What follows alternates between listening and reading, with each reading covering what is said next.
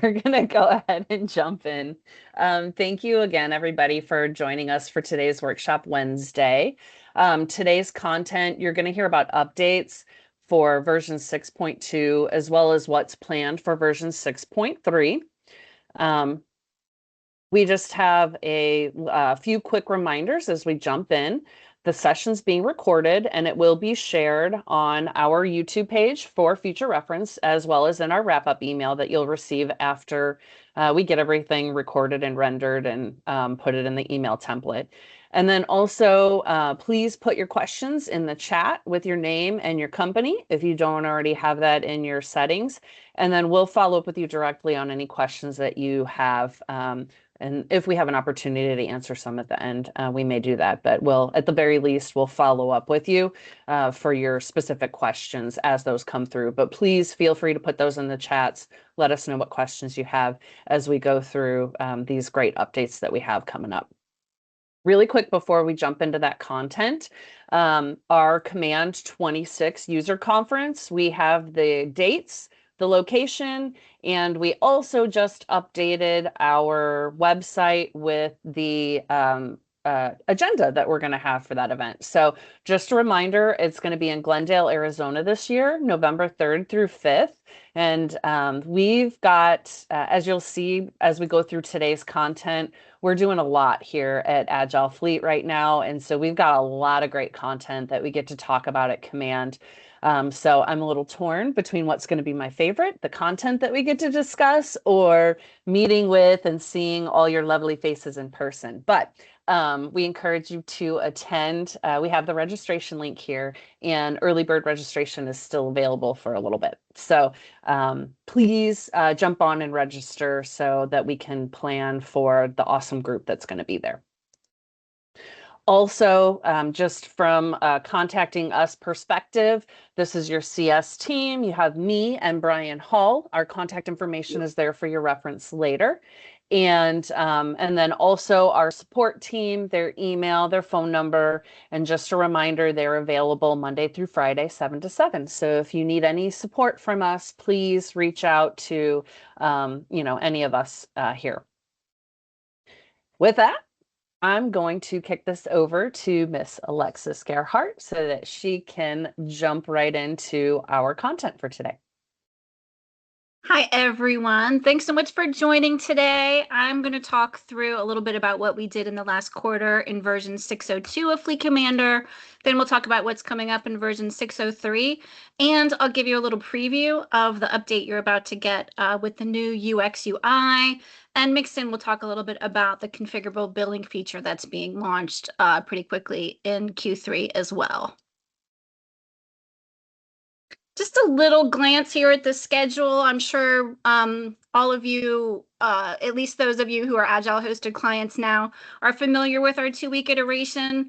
We just started doing this with the 6.02 release. So what we do is every 2 weeks, we put out everything that's been developed and gone through our QA process, everything that's completed and ready to deliver to you.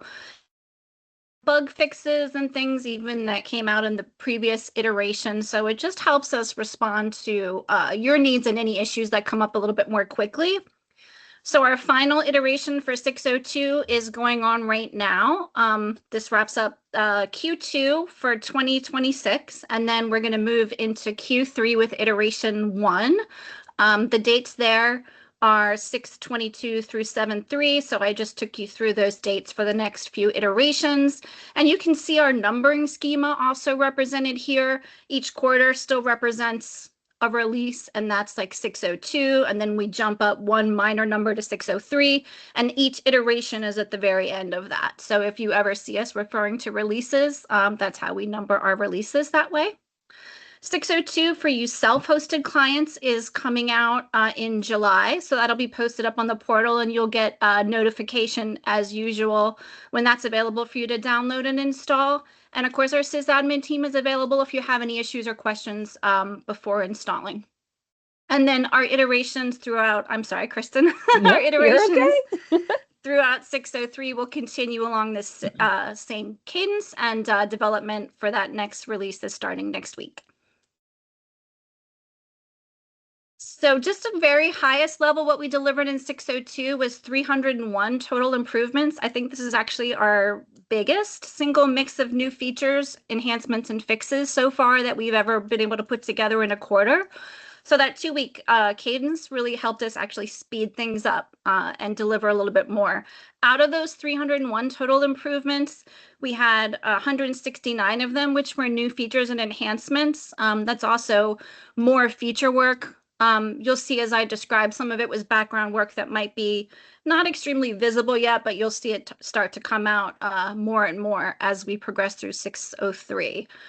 63 bug fixes, and then 69 support and just system background items that we addressed as well.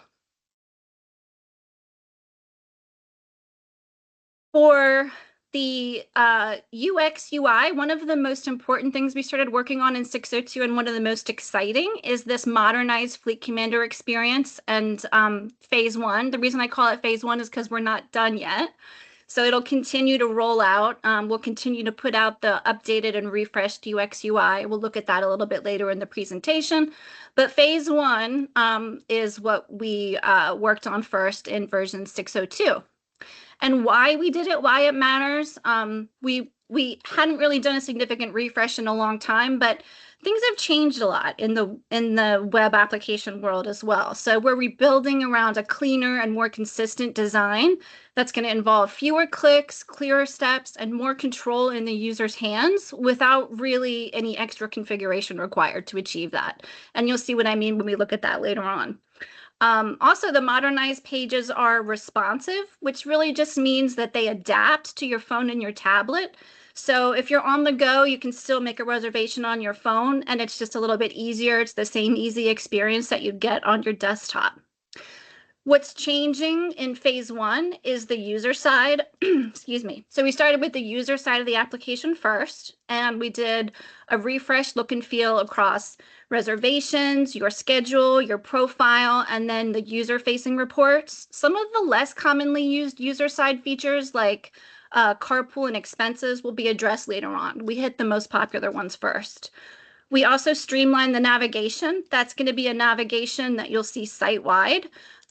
We have some simpler forms throughout the user portal, and then form validation errors. You might, if you ever had form validation, like a required field that you left blank and used to see those errors at the top of the screen, they're now in line with the field where the error occurred, so it gives you just an easier way to find where the problem was.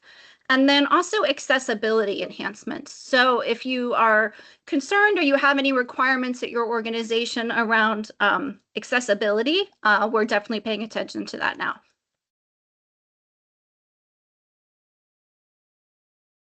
Some of these user side updates that we made were the navigation. So that was site-wide. It's not only on the user side.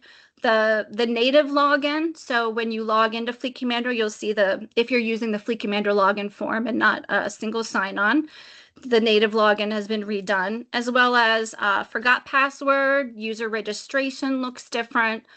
Making a reservation, and that actually applies to both the admin side and the user side of the application, since it's really the same form, it just differs by configuration. My profile, my reports, my vehicles, the standard version, not any custom versions yet. The help page is new. It's actually a replacement for about, which used to be linked in the upper right of the header. That is now configurable text as well, so you can set your own about text. It's an admin-only help page because it links out to FC Drive, where you also find release notes and administration manuals. The configurable content pages were also redone. The welcome page, the landing page, FAQs, instructions, policies. Your configured content will not change. So we didn't go in and stomp on any of your changes. You might want to update your content to make it more responsive, and we'll talk about that a little bit later on as well, how you can achieve that. One of the things we worked on as well, in addition to the user side changes, was to have some smarter account and billing management. We now have the ability to store multiple accounts on sites, departments, locations, and usage types, also billing charge types. Those are going to be leveraged mainly in configurable billing, which is rolling out in phase 2, the ability to create your own billing export. So that'll be in Q3. But those accounts really help with rolling up revenue and credit rows. There are often very different combinations of how billing charges get rolled up in the billing file. So it adds a lot of flexibility there. We also changed account types and labels. We always had an account type, but it was really just indicating if the account was manually created or if it was done via an import. And now it's more of a standardized list. So you could identify an account as either a revenue account or an expense account. It could also be an asset or a liability. So more standardized accounting terms there for that account type. You can also create account labels that match your terminology to distinguish between accounts when you have multiple accounts stored on a site or location, for example. If you need to distinguish between them somehow, you can configure account labels and then pick that account label when you add the account there.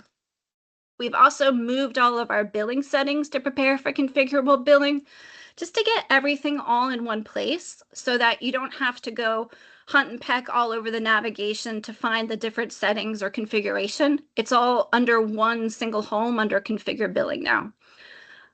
We also now have a standard long-term billing algorithm. This is an algorithm that can be automated to execute just once a month to generate your charges, as opposed to having to only execute your long-term billing when you run the billing export. It can be configured to execute once a month, and then your billing charges for your long-term just aggregate on the billing tab for that reservation. The billing tab for a reservation, excuse me, is also accessible while the reservation's dispatched out. So that's a change. If you have to go in and add something or modify something on the billing tab, you can get to the billing tab while the reservation is dispatched out. Some reporting backend and reservation tweaks. We worked a lot on Report Center. I know you've all heard about this reporting feature that's coming up, and we had a lot of backend work to get ready for those capabilities. So we've been working hard on that. We have a new back platform that's just going to power that richer, more flexible reporting going forward. We also have a proof of concept we developed to illustrate some power of AI insights that's going to then be layered on top of that configurable billing. So it points out insights, anomalies, and then gives you some calls to action for any issues or things that you might want to improve on. And if you're interested in seeing that proof of concept and providing feedback, we'd love to show it to you. So just reach out to your CS rep, and then we can show you what that looks like and get your feedback. Some reservation improvements. There's a more information button that's now going to appear on all the reservations, and it's actually labeled send communication because that's what it does. It's actually send communication. So we decided to rename it to actually mirror what the button does, and it's available now on all reservations. It's less dependent on the reservation status.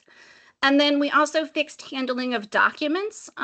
There were some cases where if you had a file you were uploading and a file already existed in the system which had the same name, that it would unintentionally perhaps overwrite your file. So we've made improvements and changed that.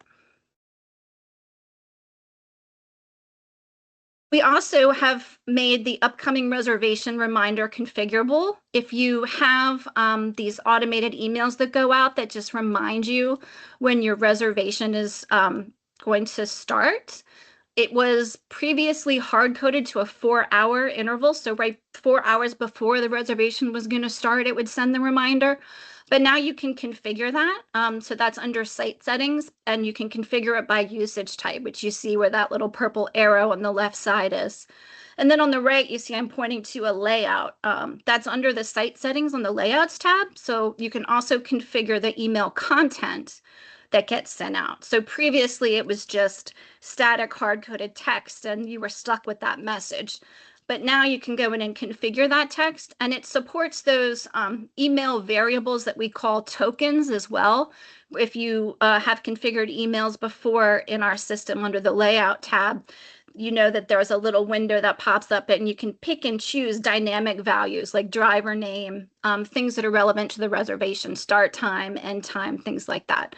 So it has token support and you can configure your text. When it rolls out by default, it will still be the old text. So really there's no change unless you go in and make changes. Same thing for the time. It defaults to 4 hours before, but you can change it. So there's no change unless you really want to change. Next is some work on key control background, some integrations and reliability improvements. We've changed, or we're working on a hardware agnostic layer, which really just means we're reducing dependence on a specific keybox hardware so that we can then offer some different keybox options from different vendors. This is just laying the groundwork for new keybox offerings for new vendor partnerships for us. The API, we have the new account types API endpoint. So if you do account management via the API, you can also look up the account types in the system and then use those account types in your API if you want to set up your accounts expense or revenue, for example. So support for those account types is now available when you're managing all your accounts through the API. The backend stuff under the hood, 63 bug fixes and 23 refactoring or technical improvements, and then some security and performance work as well. So overall, these things, you may not see them, they're not highly visible, but the result is that you get a faster, more stable, and a more secure platform in the end. Also, some key control integrations and reliability improvements is the hardware agnostic key control. Oh, I'm sorry. I think this might have been a duplicate slide to the last one because we've gone through this. We laid the groundwork. This one actually looks a little prettier than the last one for what it's worth, but. Before we publish the deck, we can pick which one we like better. Yeah, pick the prettier one. I'll move on. So just to kind of summarize what 602 means for you is really a cleaner, faster experience, starting with the user side. That's just phase one, and you're going to see those changes keep sweeping across the application into other interfaces we haven't done yet on the user side, as well as on the admin side. There are a little bit of changes to when I say user side or admin side. We'll talk about that later because that's a little bit different too. So it's just modernized, mobile-friendly screens for your drivers and your administrators. You'll have more control over your experience, and we'll look at this again later. But the grids, like what I mean by a grid is just a table, like, a table in Excel with rows and columns and cells. But when you see those grids remember your paging preferences without having to save defaults. So if you are looking at 20 records and then you change it to 50, it's going to remember that. So when you navigate away and come back, or even if you log out and then log back in the next day, it's going to remember your paging preferences. You can also even add or remove columns to the grid. Those changes only apply to you as well, not to others in your organization. So if you want to customize the order of the columns in the grid, for example, that's something that you'll be able to do for yourself. We also have some stronger billing and reporting foundations, which are going to support configurable billing and enhanced reporting. And then that's a lot of like background legwork, and then those features, the front end stuff that you really get to see for configurable billing and reporting are rolling out in our next phases in Q3. And then, of course, delivering continuously. So this was the first release, as I mentioned earlier, where we have like smaller 2-week releases. And it just means that those improvements reach you faster and with less risk, because even if there might be something wrong, we know we can address it in 2 weeks and get it out to you faster. Engineering is also working on getting things out even more quickly. So we're in process of designing changes for the engineering team to be able to release features and bugs as soon as they're completed instead of necessarily on a 2-week cadence. So that's in progress. Very early stages, but I just had to tease it because it takes away the word hot fix from the engineering team, which means if something's really critical and we got to get it out, it's a special release, but we don't have to do that anymore. So next in 603, we'll take a look at what's coming up in the next quarter. What you can expect starting on June 2nd is when we're kicking this off, and we'll continue to ship continuously across 2-week iterations. No change to how quickly we release things in this quarter, but just to let you know, we're laying that groundwork to release things as soon as they're done instead of every 2 weeks. There are really 4 areas of focus across this next quarter. The first is reporting and AI insights. We're continuing to work on configurable reporting so we can get that feature out in your hands, report center as we've been calling it, with also adding on some AI-driven insights, anomaly detection, and calls to action. I know everyone hears about AI all the time, and you might see some changes in your products that maybe you weren't expecting or really aren't helpful. So I just want to say, while I'm talking about AI insights, that what we're really aiming is to have AI look at your data in ways that will help you. The insights and anomaly detection and calls to action would be able to point out excessive cost, things like fuel idling, things that maybe exist in reports that you don't even necessarily know about. And it brings them front and center. So it's really designed to help make your lives easier and not to make anything more complex or not user-friendly or not useful. We're really aiming to make this AI in a way that really adds value for you. The whole experience is going to be modernized, as well as adding that configurable billing. So that UX rollout is going to continue across administrative functions next. And then the billing will get more configurable. So you'll be able to create your own billing templates. And we'll actually look at the wireframes that we have for that coming together, just to show you a little taste of what that might look like. A stronger, more integration-friendly platform is really where we're heading across the board. We're adding a lot more capabilities into our API, and we're maturing our release safety infrastructure as well. On the API integrations, definitely let us know which applications you use that you would like to sync with FleetCommander. We love to have that feedback. The data, fuel, maintenance, other vehicle management systems, or anything that would make it easier if you had that information in FleetCommander. The value that you get out of AI and the insights it's really delivered in terms of how good your data is. So the more data you have in the system, the more value you'll get out of those AI insights when they're available. So let us know what you need us to do in terms of getting data in and out of the system, really, with our API, because you can also get data out of FleetCommander and put it in external systems. So we really want to be integration friendly. Smarter integrations and also hardware flexibility. So integration is not just about the API, it's about the hardware we integrate with. So by being really thoughtful in the choices that we're making with how we build our integrations, it becomes less important which type of hardware is behind it, which type of key box, which type of in-vehicle hardware. It's more about what data we need to get. And then there's this layer that handles the integration and normalizes everything. So it doesn't matter what type of hardware is on the other end. Just makes it a little bit easier and faster to manage those integrations if you need us to integrate with something that we haven't integrated with before. The billing in Q3 will go from foundation to self-service. So in 6.02, what we just talked about in Q2 was phase 1.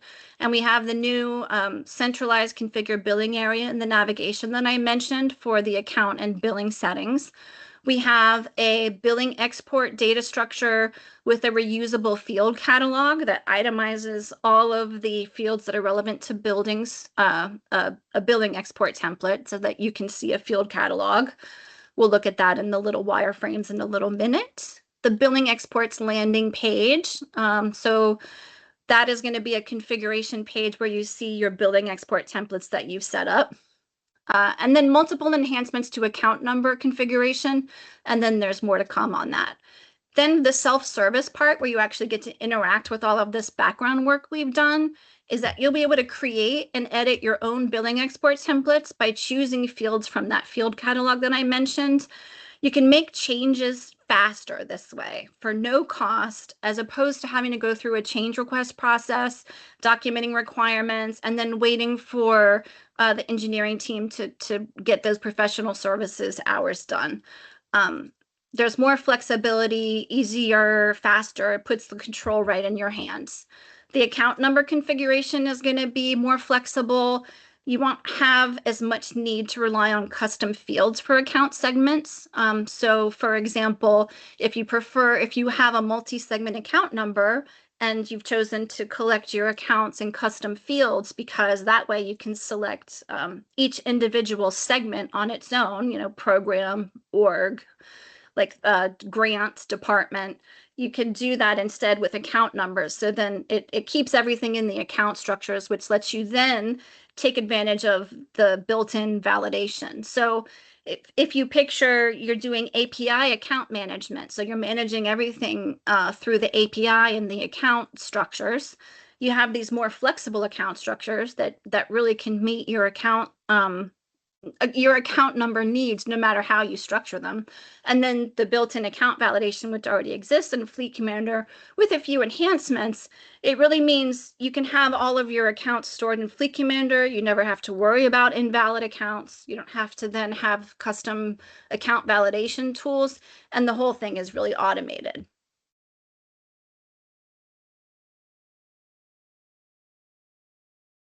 And then configurable billing is the piece that wraps it all up. And just in case you don't do billing now, what I'm talking about is FleetCommander's billing capabilities to build reservations to recover motor pool costs. Charges are tracked usually line by line and then exported in files for your financial system.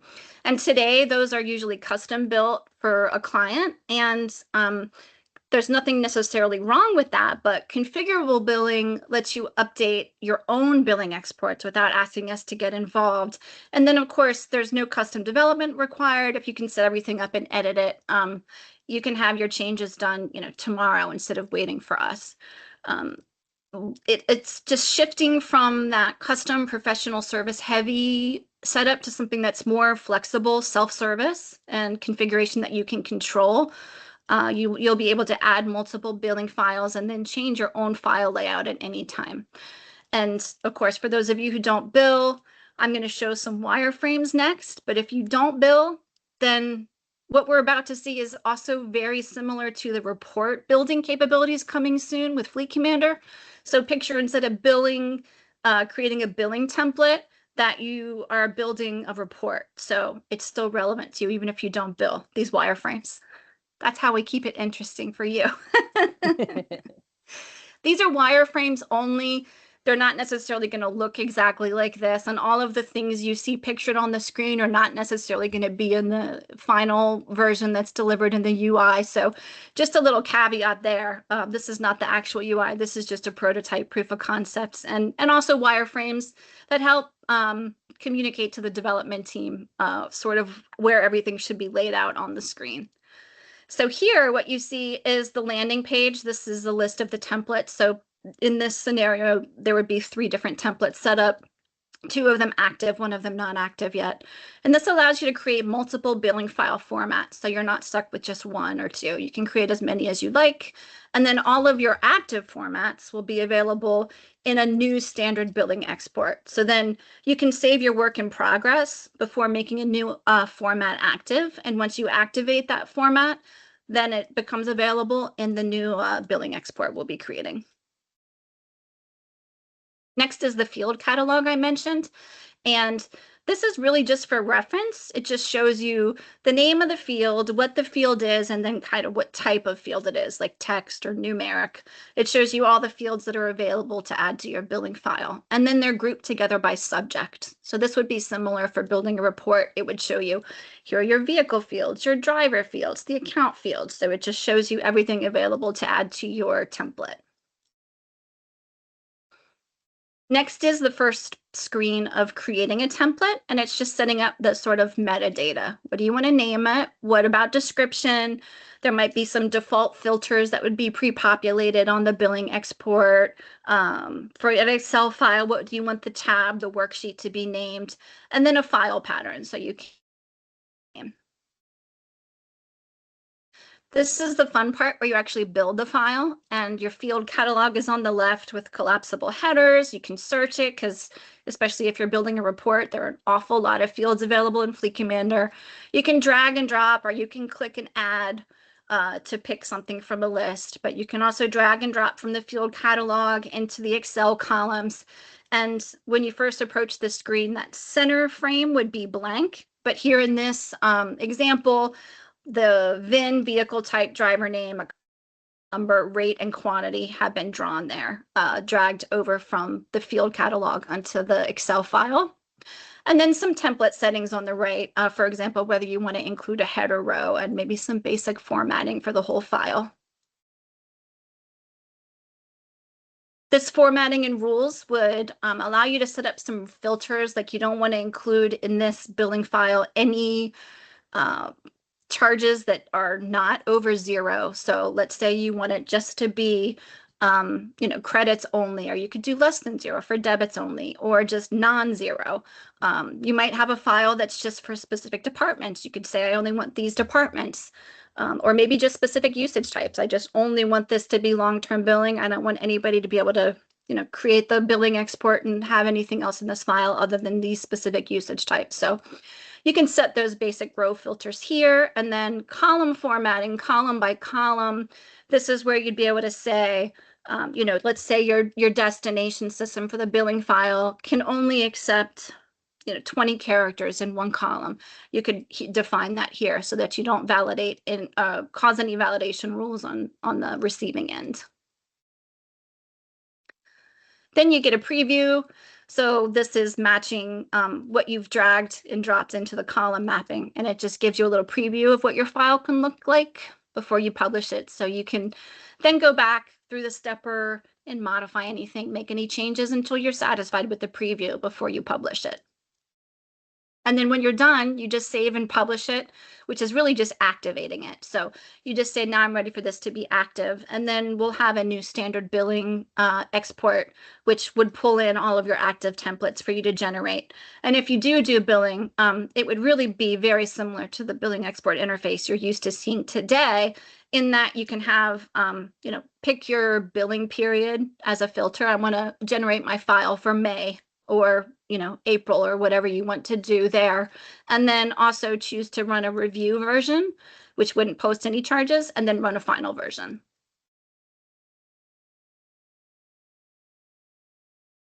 Next, coming up is the smarter self-dispatch integrations and hardware flexibility. So we're launching that new keybox layer I mentioned that's going to be hardware agnostic. The kiosk app won't change, the dashboard won't change. It's just less specific to a specific type of hardware. And then we might have some new keybox options to tell you about pretty soon, which is going to expand our options via some new vendor partnerships. So for those kiosks, the dashboards that you're used to using, you don't have to worry about any changes there. They would just continue to work as they do today, but with a different keybox in the future. Daisy chain smart fobs coming up. That's actually the first thing that we're getting started on next week. So we'll have some better support for those daisy chain smart fobs. That should be coming out very soon. We also are working on in-vehicle and keyless dispatch. So this is I'm super excited about this one, actually. The first phase would be keyless access by RFID, and then also mobile device, just like if you've ever used a digital key to get into a hotel room, it would be something like that, where you can have a digital key to get into the vehicle. And then also that mobile app would allow you, let's say you had an early return and you don't need the vehicle anymore, you can also end the reservation early. So that's in a later phase. So it's really just automatically going to dispatch your vehicle and then control access by either RFID or mobile device. And you could even have a mix of both. So we're planning to support both use cases. So you might have RFID and then some users who use mobile devices. Or if your organization doesn't allow mobile device use, then you could just use RFID, or vice versa. Yeah, I like the flexibility that we're considering there, and the hybrid that you could do with boxes and in vehicle too. It's really exciting. Yeah, I'm super excited. Report Center. This is also something I'm really excited about. So we're advancing that modern reporting backend, and then a new reporting interface is being built, and the groundwork for configurable dashboards begins as well. The UX UI modernization, as I mentioned, continues.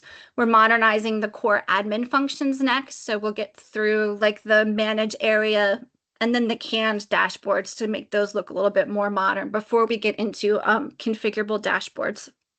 We might be able to sneak some configuration in when we work on those canned dashboards. And then there'll be updated management interfaces. So if you picture kind of where the navigation is now in across the top, we'll just start going through the navigation and just knocking out those admin interfaces across the board. Everything will be accessible and responsive throughout. So you'll be able to look at everything on your mobile phone. Honestly, some of the pages have a lot of data, so you can expect to scroll on a mobile phone vertically, not horizontally. So you might have to do some vertical scrolling if you're looking at a lot of data, but it's going to be a lot friendlier than it is today. You don't have to try and zoom in or look at tiny text or anything like that. And when I say accessibility, you might have seen on an earlier slide as well, WCAG, that's just Web Content Accessibility Guidelines. It's just the standard guidelines published that get updated periodically for accessibility. So we're just working to those standard guidelines. And then what I've been talking about quite a bit, configurable billing. So we have configurable decimal precision for the billing charges coming. So if, for example, you need to really pay attention to fuel precision, if you bill for fuel, you can actually configure decimal precision. More expanded account structures to just make that all more flexible so that we're not relying on custom fields as much for account segments. And then the configurable billing template that I just showed you the wireframe for to meet more of your export needs.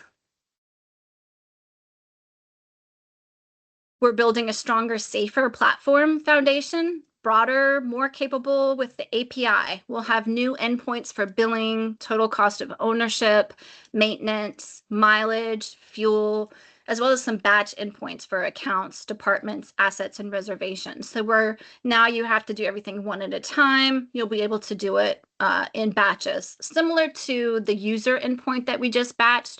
So picture being able to make those data calls and updating departments or especially vehicles more at a time. And then also being able to get data out of the system. So if you wanted reservation data out of the system for some reason, we would let you get more information out of the system across the board as well. Release and deployment safety.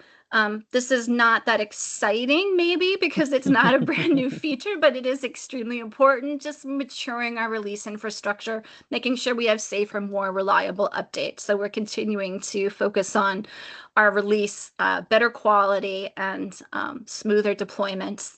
Preparing for scalable packaging. Again, not that exciting, but this is all important stuff for software as a service and a big web application. It's behind the scenes work on usage baselines and a product and feature inventory that's going to help support clearer, more centralized feature management and also product direction.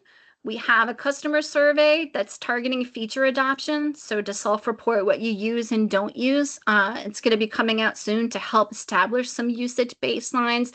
Participation would be greatly appreciated. It really helps me and the rest of the team know what areas are most popular. So that's where we should focus our attention, and what areas are not so popular, meaning do we need to do better and improve those areas, or maybe we should get rid of them if you're not using them? Do they even belong in the application? So if you let us know what's important to you, we can definitely address the things that are most important. So definitely fill out that survey when you get it. That will be super helpful for us in setting the product direction. Hosting and security, again, not the most exciting thing, but definitely important for it to be there. All of our applications and services are upgraded, will be upgraded to .NET 10 in the next quarter. And this is because Microsoft's .NET platform continues to get upgraded with security and performance improvements. And as they upgrade, we have to make application changes to stay in line with their latest platform. So we're modernizing up to .NET 10. And then we are working on, or continue to work on, transitioning to cloud hosting. I'm sure you'll be getting more information about this as we get closer to rolling that out. But this is designed to deliver better reliability, security, and scalability. So lots of changes going on the back end and front end. Yeah. And now we will take a little bit of time to look at the UX and UI. And so I will seal the screen share here. Okay. Yep, we can You see see the it? new site. All Woohoo. right, this is the new FleetCommander. One of the changes you'll notice immediately is that there's now site-wide left navigation. Non-admins, so people who are not administrators who previously couldn't get to the administration link over on the right side of the screen, will only see the user side links. So they're only going to see their user navigation. I'm logged in as an admin here, so I can see everything. But if you're a user, you're only going to see what's relevant to you. If you're an admin, then you see the user side links, but you also see the administrative side links. And there'll be no more top navigation. So when we say user side versus admin side, that's changing a little bit. So there really aren't two different sides of the application. There's still some functional separation because users can't get to the admin functions, but everything will be wrapped into one left navigation to make it consistent across the whole application. If you look at this little hamburger icon here and click it, you can then collapse the menu. So if you want to see more for real estate, if you're looking at a grid with lots of different columns, for example, you can collapse that nav. And then because it's responsive, that nav automatically collapses when you get down to a certain point. My browser here I can show that. It makes it a little easier to see then when you just scale everything down to a smaller size. And then the welcome page here, your content will still be present. That's not being changed. Your logo will still be your logo. So right here, you're seeing Agile Fleet logo because this is the logo that we're using for the corporate logo, your uploaded logo here. But this would still be your logo. Your header and footer, if you've customized them, would still be there. So we're not changing any of that. The quick links here is something new. And that allows you to sort of bookmark internally the pages that you use the most. And to bookmark a page, all you do is click that little icon here beside the titles. And then you can see it's popped in and out of my quick links. The user side features have also been changed. So here, let me look under vehicle use, for example, and look at making a reservation. This is also going to be the reservation form for admins, so you'll see this change as well.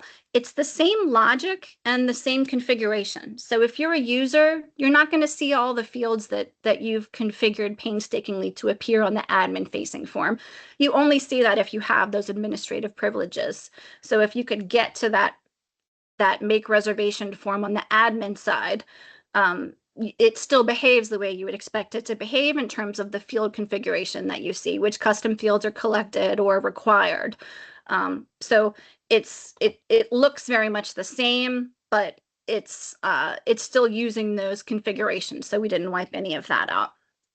One thing to note is that, as I mentioned a little bit earlier, the validation messages, you get instant feedback. So I didn't pick a driver and it's telling me driver is required. So I need to pick a driver, and it shows you in line. You can see the field is highlighted and has this little icon in it, and it tells you that field is required. So I'm going to pick myself, and then I'll pick a site here, and I'll pick a usage type and click next. And then one thing to show also is that we have this little stepper, and at any point you can go back in the process by just clicking back in the process on the little stepper icon. We call this a stepper. And then if I want to go forward again, I can click that. And this is now telling me that I have some required fields I need to fill out on this page. And I will go ahead and continue. Let's see, I'll pick a small SUV and see if that gives me any options. This remains optional. I know many people don't want drivers, especially, to pick a specific vehicle because everybody would want to pick the newest vehicle with the lowest mileage. So you don't want to do that. But if you do, then it brings up this little window here, which shows you the vehicles that are available. The images that you see are not specific vehicle images like from the asset profile, but these are the same images that appear for asset types on your kiosk. So it's basically very similar to like if you've ever rented a car online, booked something from Enterprise Rental or Budget or something like that. It shows you, here's a comparable vehicle. It's not showing you the exact vehicle. And then you can select a vehicle and continue. So that just looks a little bit different than what you might be used to seeing. Here's where all your custom fields would show up. So if you're an administrator, you would see all of the administration fields here. And let's continue. Now this is validating everything on the reservation and making sure that there are some vehicles available. And here, this is the confirmation screen. So I haven't submitted anything yet. It gives you an opportunity to review all the details that you've entered. And you can also click an edit button to jump back to those specific details. And then you can continue to use the stepper as usual. And then once you submit the reservation, there's really no change in the behavior, but you don't get a pop-up the way that you used to. You really get an actual physical confirmation page where you then can decide what you want to do next. So if you're an administrator, as I'm logged in here, do I want to assign a vehicle? There'd be assign approved dispatch, I think is one of the other buttons here, and then make a similar request. So you can jump right into making a similar request. And then I also wanted to show, if I go to manage my reservations, so this is my schedule, and I wanted to show you a little bit of that grid functionality that I mentioned. And you can also see it here on my reports. So if I go to reservation summary, this is technically a report, but you'll notice that there's instant feedback. So it's instantly given me my upcoming reservations as opposed or report data, as opposed to having to see a giant filter set first and then filter to get results. It's automatically showing you HTML results here. And if you change your paging, of course, I don't have enough to actually show a visible difference here, but it's going to remember what you picked. So let's say I want to change it to 20 when I log back out or log back in, it'll be 20. Or if I just want to use 100, when I log back out and log back in, it's going to remember that for me. All the filters are still there. They're just tucked away under this little filter link, and then they pop up and you can clear your filters or apply them. And then you can also pick and choose which columns you want to see. So if I really didn't care to see location anymore, I could take that out. If I want to see more of this, like for example, maybe my usage types have a really long name, so I need to make that column wider. You can do that, and it also remembers your preferences there. And then you can move columns around. So if you, for example, didn't like the order of columns here, and you really say, I want to see usage type, but I want it to be at the end, we're not going to choose that for you. We will, of course, by default, but then you can change it. And you can also go back to the defaults here by clearing your sorting and clearing your saved layouts. So as I'm making changes here, it's automatically saving my preferences so that when I log back out and log back in, it's going to look the way I want it to look, and it'll stay that way until I change it or until I come in here and clear my saved layouts. I really like that function as a fleet manager, because sometimes you bounce back and forth between some of these different reports to do something and update something, and you drop back and it's like, oh my gosh, where did I end? And then so that's really cool. I like that. Thank you. I like that too. We had a lot of feedback throughout all the years. For those of you who don't know me well, I've been here for 17 and a half years, not always on the product side. I was actually on the development side, but I still heard all the feedback. And a lot of the feedback we get was, oh, can we add a column to this report? Or can we add this? Or can we move this here? And now you can, and you don't have to wait for us to make the change. It's just available for you. You can also export these results to Excel. many of the reports don't have XLSX. It's still the older file, the XLS, which gives you that warning that there might be some issue with the file. It's not a native Excel file or something like that. Everything's going to be the new XLSX, so those warnings will go away. But you can click this export button, and it's going to generate an Excel file for you. And the Excel file will still have your custom Excel, like custom report header and footer. If you have them, those are still present. And then the columns here and the order of columns mirrors your setup. But the difference is that it's not using paging. So the paging is great, and the records per page are great for preserving performance and avoiding out of memory errors in browsers. Most modern browsers actually limit the amount of data you can show on a page, and it'll give you an out of memory error. So we're limited by what a browser is willing to show you as much as by performance. But when you export to Excel, then we generate the file and you can see all the records. So if I had 1,000 reservations, I would be seeing them here 100 at a time. But when I exported to Excel, I'd have 1,000 reservations. Lucky me with 1,000 reservations coming up in the future. I'm going to be very busy. Another change I wanted to show you while I'm in here is that my profile and the logout and the feedback are now in your lower left.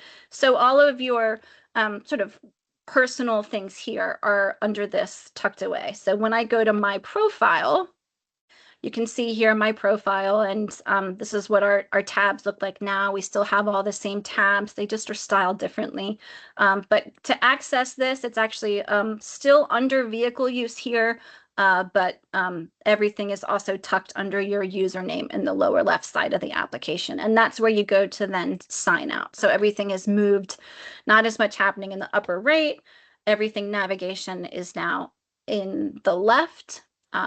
I also wanted to point out that these little breadcrumbs exist too. So if you get really deep into the application and you're several pages in, you can use these just like we used that stepper when making a reservation to go back. And you can always click home and that will take you back to your home. Another thing, the last thing here to point out is this new help page. This is our default text, but this is customizable. So you can pop on over to enterprise settings layouts to customize this new help text. But what we've done here is add a link to the FC Drive Help Center so that you don't even have to remember that link. If you want to come in and look at release notes or look at the user manuals that we've put together, you can always get to it from help. And then you can also customize this text as well. And that's just for your administrators. So you don't have to give users access to your admin manuals and everything. This is just only available to administrators. Great. Ready for me to take it back? I'm ready. Okay, let's see if this works. Didn't do it. Hold on. Try Oh, I this. have to give you control. I'm just going to go back into the slide deck. It'll be all right. It's not my full-time job, man. Great. This will give me a chance to sip some water. All right, here you go. I have allergies today. Okay. We're getting close to the end of time, so I'll go through this really quickly. But with everything being responsive and the new UX UI, we have new styles. So you might want to change your layout, your custom content, your header, footer to make them responsive too. So they work well on a cell phone and you don't wind up with any scrolling just because your header is too wide, because there's some, hard-coded widths that don't make it friendly. The great thing is you don't have to be an HTML expert. You don't really have to even know what you're doing. There's no coding and no prompt writing that's required. An AI assistant can do the conversion for you. And if you're not comfortable doing it yourself, that's fine. Definitely reach out to client success or to support, and we can help you with that. We're very happy to help you transition your content. But if you want to do it yourself, we'll just provide some simple steps here. It's really just 3 steps. You copy your page's current HTML out of FleetCommander, paste it into an AI assistant of your choice, along with an example prompt that we'll give you. And then you can copy that responsive result that the AI agent has created for you and put it back into FleetCommander and save changes. And we'll show you that step by step. So you go into your layout. This is what the little window looks like when you click on a layout under enterprise settings layout or site settings layout. And here where the arrow is pointing to that little icon, that's going to bring up your HTML. So you click that icon to bring up the HTML. And this is what it looks like. It comes up in a little window, and you can just click in that window and hit Control A to select everything and Control C to copy it. Or if you prefer to use your mouse, select it all with your mouse and then right click and copy. And then you copy that, and then you go to your AI assistant, your AI chat, whichever one you prefer to use, and you can copy this prompt and put it in as with your HTML that you just copied out of FleetCommander. So this prompt is designed to be specific so that it tells the AI agent what you're trying to do. It's designed to protect your content so that nothing's changed by AI. It keeps it the way you want it, but it just makes it responsive. It makes it safe to paste everything back. So it's got all the styles in line, meaning it's not going to interfere with anything else on the page. No separate style sheet or files or scripts or anything that you need to manage. It's very safe to put it back in that box. And then reuse and refine, so you can swap in your own HTML there. And if anything looks off after that, you can just go back in, leave that prompt open and say, hey, it didn't look correct and this is what it looks like. If you grab a screenshot of what the result is, AI can look at that screenshot and interpret what's going on and then fix the styles for you and give you an updated copy to try. So once you've done this prompt and you have your HTML, yeah, you're good. And then you go back to that layout screen, open up that little caret icon again to bring it back up, paste in the resulting HTML, and then hit update. And then you click Save Changes. You will need to log back out and log back in again in order to see your changes reflected, because those elements on the page are cached just so we don't have to waste a bunch of your time and resources looking it up with database queries on every single page. So you do need to log back out and log back in again. Awesome. And we're happy to help, but you can have fun playing around with it.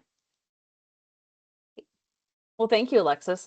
We really, I really appreciate you doing that and walking us through all of it. It's really exciting. I think we said exciting like 18 times during this presentation today, but it's fun to see new life coming into the product and these changes happening. And I really appreciate you sharing this information with everybody.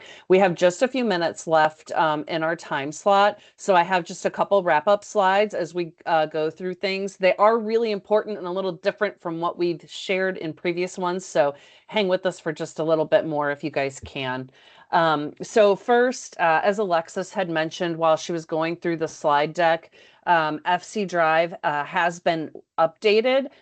We have a section on there that is labeled New Look, and this is to help you with any questions that you have about these UI changes. So on the left of this slide, is an image of what the New Look page looks like. You can see up at the top of that page, there's a little red box around where that's at in that blue header for selecting that. And so this is where you'll get updates as the changes go out for the UI. We'll have FAQs in there, and there'll also be demo videos that will take you through a tour of the updates. So know that that's there. There's a link here on the slide. Also, if you just go to FC Drive, you'll see the link up there at the top. In addition to that, we are excited to announce, excited again, that we will be adding an AI support assistant to FC Drive. This is going to allow you to ask questions to an AI support assistant that can get you your answers quickly. It's going to be released around the same time as 6.02, so it's coming up very quickly. This is a beta release, and it's focused on motor pool and general FAQs. So this bot will continue to be updated and enhanced as we're updating and enhancing the product. We've found that the answers during the testing are working really well. This is not designed to replace your human interaction with our support team, but it is intended to provide additional help and support so you can get your questions answered quickly and in that 24-hour, available 24 hours a day whenever you might be looking at stuff. Because as fleet managers, we work some crazy hours sometimes. Sometimes you can only get it done when you're not working with drivers, right? So As you're playing with that, please provide us feedback, how you feel about it. And then in the image, you can see down at the bottom right-hand corner, I don't know what it is, but it's a little circle with a thing in it. And when you click on that, that pops up the bot AI chat for you to be able to use that resource. And then in addition to all of those things, you know, we have our monthly Workshop Wednesday cadence, best practices, partner spotlights, product updates, and release highlights on the third Wednesday of the month at 2 p.m.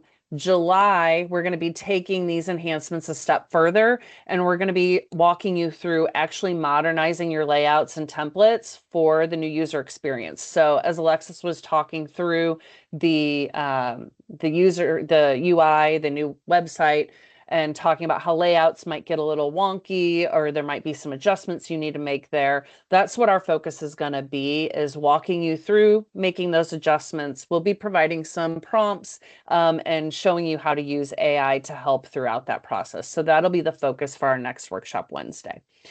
Again, this is just the link to get our playlist. All of these are recorded. And so if you scan that QR code, it can drop you straight into our playlist to access any of our previously recorded Workshop Wednesdays. This one will pop up in a couple days typically.